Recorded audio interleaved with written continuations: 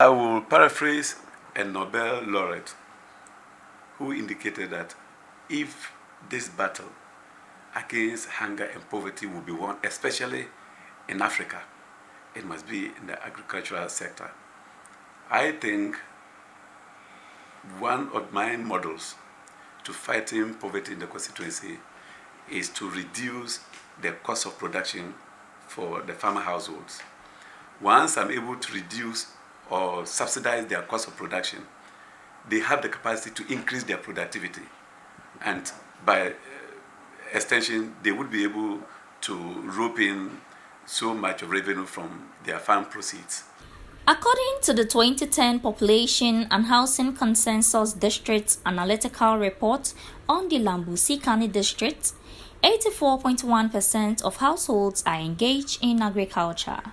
In the rural localities, 89.5% of households are also agricultural households, while in the urban localities, 54.0% of households are equally into agriculture, with most households in the district, thus 96.0%, involved in crop farming with goats as the dominant animal reared in the district. He further explained that he intends to undertake this initiative in 3 phases. So I want to tackle poverty from 3 angles. One, with regards to the men and women, that is the mature category, who are basically farmers. It is my intention to support them with tractor services, to support them with other farm inputs so that they can augment their production and productivity. One area he laid massive emphasis on was women in the agricultural sector. According to him, women play a prominent role in agriculture, yet they face persistent economic and social constraints. Then also in the women fold, I have developed a model that seeks to support them with some little financial packages that will boost their income generation ability.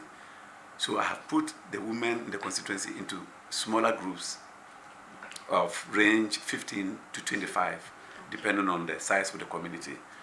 Such that the little I've already served 129 groups with 1,000 cedis each as seed capital, and I've encouraged them to patronize these savings and loans because they are into petty trade, especially in the dry season. Some are into petrol brewing, some do kose, they do little things that they sell in the community. So depending on the location of the group, on a weekly basis they meet, and you find them drop 100 cedis each into the group accounts. I'm looking forward to an opportunity to mechanize the system so that they don't carry fiscal cash to their homes. But what that seeks to achieve is that my seed capital that I leave in the group account of 1,000 cedis, if I intend to augment it to somewhere 2,000-3,000, their contributions over a period accumulate. They share that out, but oftentimes you find women after they share out, you wouldn't have contributed enough, or what you intend to do, the money you've taken home is not enough to execute that project. So that little seed capital there, you can depend on it, you can borrow from it, add to whatever you have, do what you intend to do, and pay back with little interest. So at the end of every season, when they are doing the share out, it is the share, the profit, and their own contributions they share out. But that 1,000 cedis remains with them. Especially that some, after spending or investing whatever they've taken, may need some money for medical bills or for fees of their wards and whatever. So they have that seed capital to rely on. He further highlighted some interventions he also intends implementing to reduce poverty among the youth as well.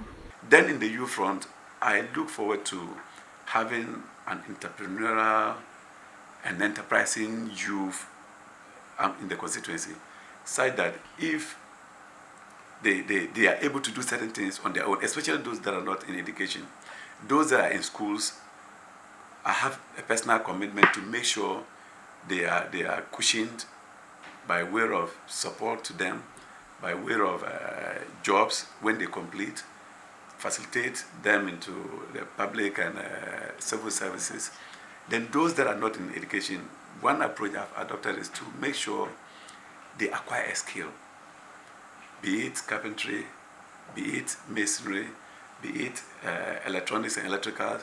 So I began this concept of vocational or skill training and development in the constituency, that I have decided to put up a center where I will harness the youth of the constituency.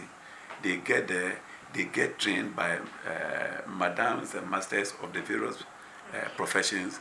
Then I take the course of training and also prepare a kit for them and some little support at their graduation so that they go out and then start to fend for themselves. Furthermore, when asked what he intends to achieve at the end of his first term in office, this was what he had to say.